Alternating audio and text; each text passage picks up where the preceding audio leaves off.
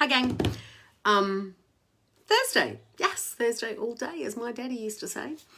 So today I want to talk about triggers. Now, I'm talking about emotional triggers. So,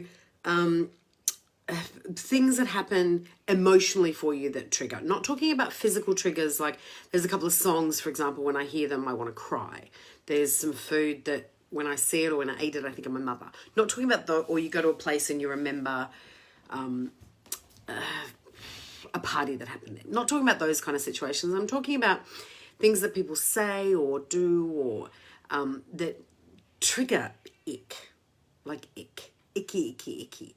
And I say this because guess what? I've had to deal with it this week.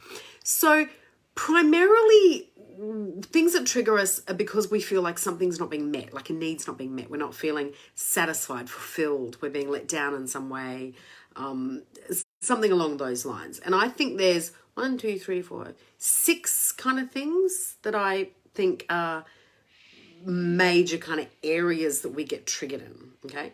First one being jealousy. Plain old-fashioned jealousy. You get triggered because someone else has sold $1 million, fallen in love, got married, had a baby, written a best-selling book, got 10 new clients, whatever. Now, none of us want to admit we get jealous, but we do, people. It's why the word FOMO was invented.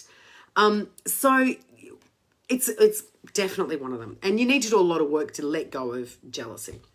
I know I have.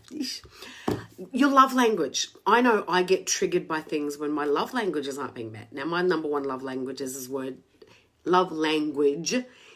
of affirmation. So I get triggered in situations where I don't get a thank you. It's like, oh. And that brings up stuff for me and I then need to deal with it, which we will get to. Another one is when your values are being questioned or they're being like negated. So say you have a really, really high value on money and you're getting triggered because you're having a conversation with someone who consistently thinks anybody who has a value that has any way, shape or form value associated with money is evil. So you get triggered, okay? Example. One is when another one is when your beliefs. So we have these beliefs that are built up over time from when we're babies, we get this belief system. And some of us manage to change some of our belief system. Some of us don't need to change our belief system. We're happy with our beliefs. But when our beliefs are being being questioned or we're being put up against something that makes us go against our beliefs, that can be really triggering. And the last one I think triggers us a lot is when there's something you haven't let go of. So I'm talking about a past hurt, resentment, anger, trauma, that kind of family of things. So something will come up and all that stuff comes back because it's associated with that. So they're kind of, I think, the key areas that trigger us. Now, the first and foremost thing you need to do when you're triggered by something is take responsibility for the fact that it's your head that's causing the trigger. It's not what they've done, said, where you are, any of that stuff. It's your head causing the trigger. So you have to take 100% responsibility for it and the situation you're in. Point number 1. Breathe. Take a really big deep breath. Like big deep breath, okay? And pause and let it go. Because in this moment, we want to do work on the triggers, but in this moment, to instantly get over it, you take that deep breath, have a pause, let it go, okay?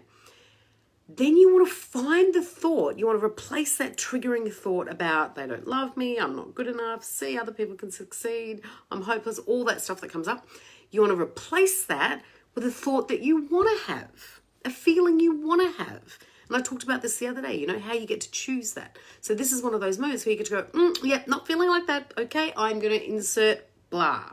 You really, really, really want to do that. And then you want to move on because you don't want that trigger to stop you in your tracks. If that trigger stops you in your tracks, you're giving this externally thing power. We don't want to give away our power. What's the point in that? That's not a way to live, okay? So now you've removed yourself out of that triggered moment and you need to work out why on earth you were being triggered, okay? So you've got to ask yourself some questions. Sorry, emergency just happened. I do apologize. You've got to ask yourself some questions about that. So the questions I want to ask yourself are things like, how often are you triggered by this?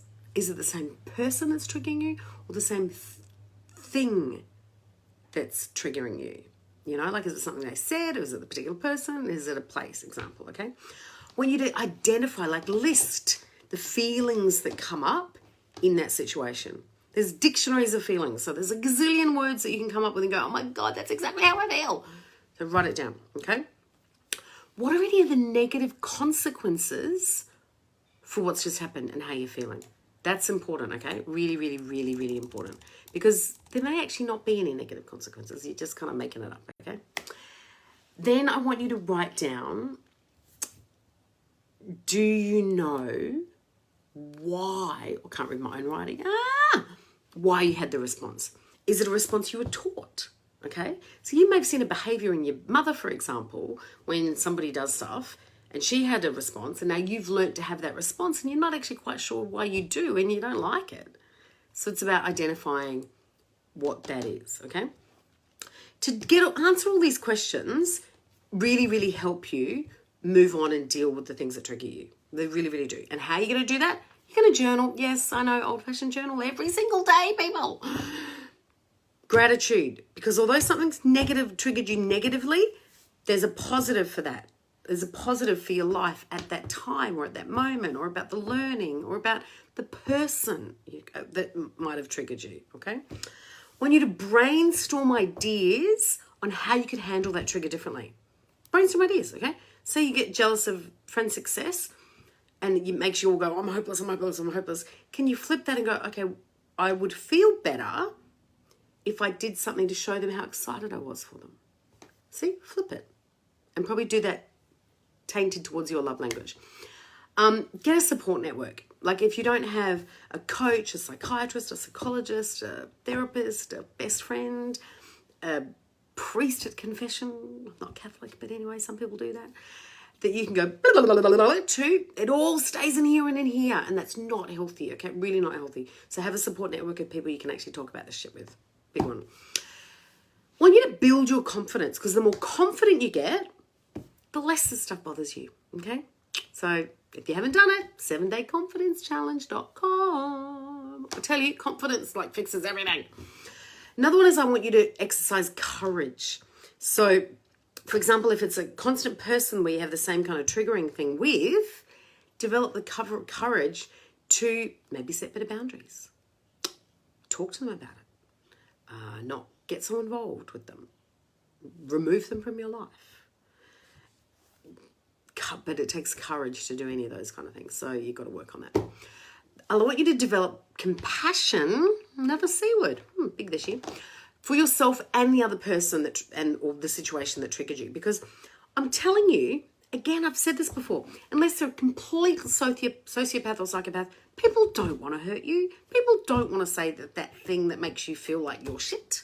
No, people aren't like that. Well, not the good ones anyway. No, seriously, they're not. So develop compassion for them and let it go. Forgive and forget, okay? Then I want you to take action.